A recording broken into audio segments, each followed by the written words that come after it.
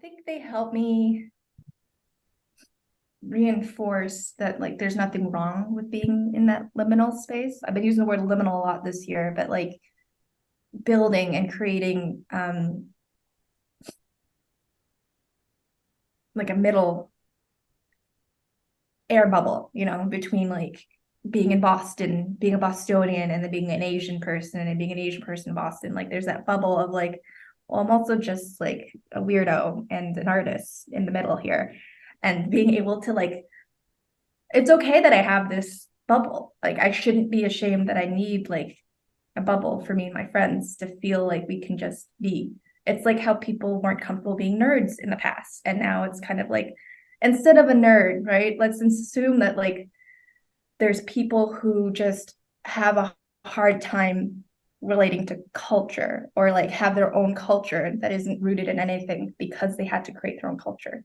Like being a first generation, being like a military kid that has to move around, being someone diasporic, someone that doesn't speak their home country's language, but then who still has ties to culture. Like there's no place really to place them. And to have to create that space is not is at a necessity. Yeah. So with all the friends I made, the more they can relate to me, the better. And when they can't, it's when I can like check out this cool bubble I made. Just take a look. You don't have to be like, I get it. Can you tell me more about the background? Yeah. So the piece was put together with an image I found of it's an overgrown greenhouse in Scotland. And I really like the imagery of spaces being overgrown, especially like greenhouses. That's usually like my safe space in my brain, where if I'm needing to like calm all the thoughts, I'm like, I'm in a greenhouse, there's rain outside, and I'm inside, and there's just nothing else bothering me except for the plants. And that image really spoke to me. And then I was going through a really rough breakup. It was like a friend breakup and then like a romantic Mm. breakup. And the idea that kept running through my head was that someone could tell you that they're nice or relaxed or romantic, but their actions speak louder than what, they're saying. And I am terrible with eye contact. So I figured like I would play with this inverted silhouette of like, here's this person that you can see through, but their face is just impenetrable. You don't Mm. know what really is going on Mm. behind the mask.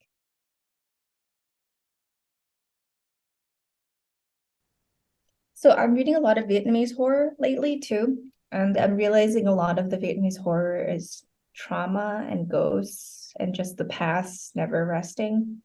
Um, and it's hard to say exactly what it is that's scary in Vietnamese horror without just saying trauma. It's trauma. Trauma is terrifying. But the idea of like a woman standing on the side of the road with long hair and she just wants to eat you. And Yeah. yeah, that's it. That's Vietnamese horror in a nutshell. And it's always long hair for some reason. And I think that's the scariest thing too, when you just hear swishing hair or swishing like fabric. And I'm sure that other people don't find that scary. Like it could be a curtain blowing. But I think in Vietnamese horror, there comes this idea of like this woman is here. Like it's almost like a Eurona fear. Like, she's got a mission. It's not that because you specifically offended her, but like she's hurt and she needs to hurt someone. That's like kind of what this like long haired, long dressed woman, her like modus is. And like I think that's different from like American horror because like there's usually like, you know, there's a slasher chasing you with a knife, and you got to defend yourself. This woman is just like moving, like she's gonna stand on the side of the road, but she could run. She's just not going to. She's not gonna spend that energy. She's gonna sit there, and you're gonna pity her, and you're gonna pick her up because you think she's a hitchhiker, and then she's not.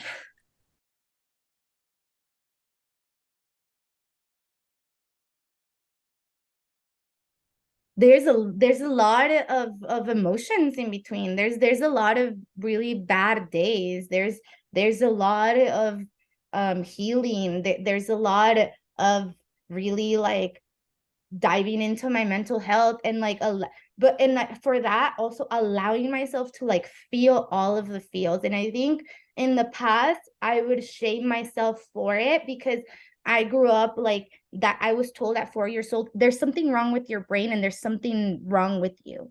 And so then it's almost like, okay, so I can't even go to therapy until I'm like an adult. Because if I go to therapy early, then what happens if someone doesn't really understand me and like wants to over medicate me? And so then it was this crazy thing that I had to go to therapy to go back to therapy.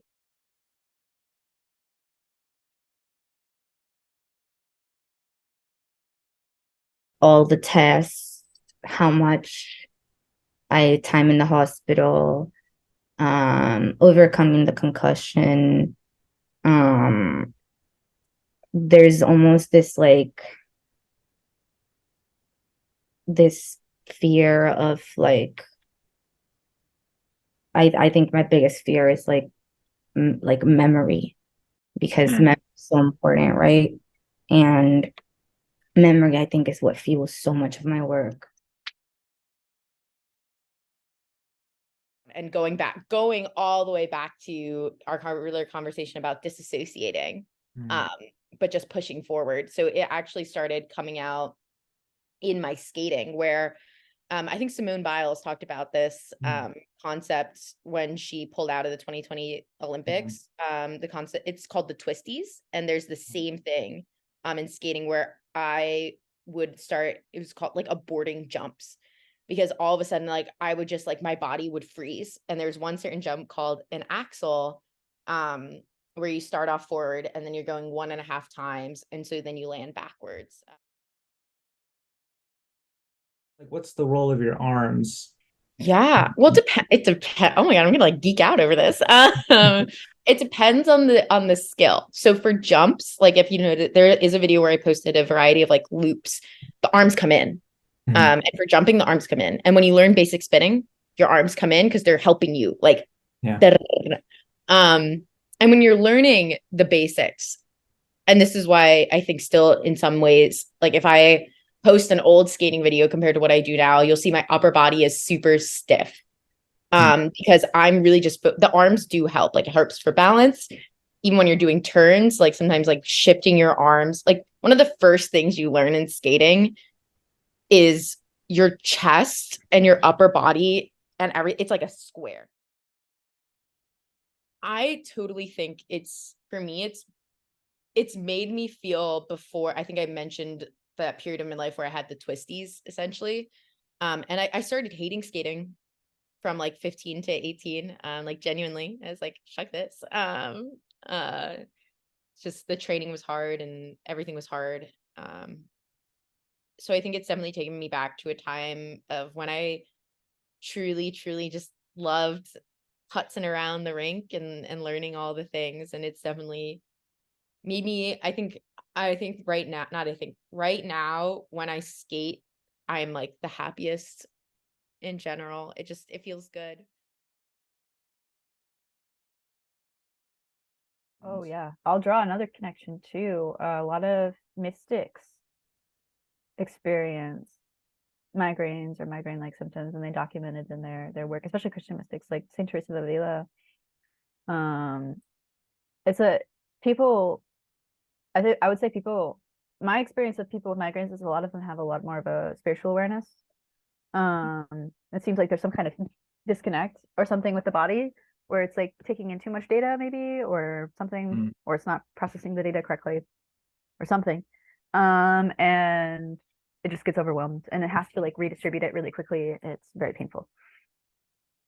Because I think like we're so interconnected as a species, it's like difficult to not take in too much data sometimes, just from like the way our systems are built, but also just like in general. And I think ultimately where I'm deriving all those from is like different facets of like my own self or psyche or something, where it's like I have something, or and only because I have this inner mental map, which is sort of universal, where it's like I have the universe inside of my head, and it's my version of the universe. I understand that, but it's like I'm trying to recreate the external universe in my internal universe, and so every time I have like a specific trait that is being reflected in that isn't a trait about me, but a trait I understand about the universe, I guess, or maybe something like that. Yeah. And I would say, like, contextually, there is a sort of overarching mythology to my pieces. My username Wormwood comes from the book of Revelation in the Bible, and it's this star that comes and falls to earth and like destroys a third of everything. So it's this very like apocalyptic imagery. And so in my work, I'm always creating apocalyptic imagery, and sometimes it's like dystopian, and sometimes it's utopian. But that it is like a sort of overarching theme of the pieces I'm creating. And so under that like umbrella, like sometimes, yeah, I will get into something like a mental health destructive, like negative thing because it falls under that sort of mythological umbrella of like the dark side of the psyche or like, yeah, the underbelly of creation, whatever it might be.